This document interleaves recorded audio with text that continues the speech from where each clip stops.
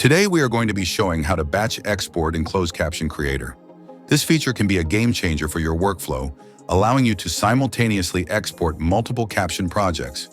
You could also export different versions of the same project all at once in various formats, with just a few clicks.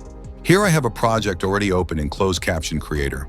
In my file, I have two different captioning event groups, one for English and another for Korean. To batch export both of these files, head over to the File tab located on the top right of the primary toolbar. Then select Batch Export. Here you will see all of your existing event groups in your project. Select the ones you wish to export. Now choose which files you want to export as. To add more types, click the plus button and select your chosen format. Once ready, click Export.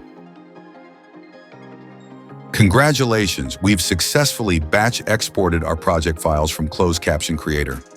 There may be a scenario where you may wish to export only one event group as different file caption formats.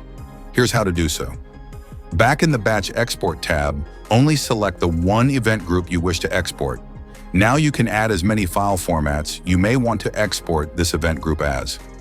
Again, follow the same process of selecting Export. Thank you for watching this video on how to batch export using Closed Caption Creator. Sign up for your free trial today at www.closedcaptioncreator.com.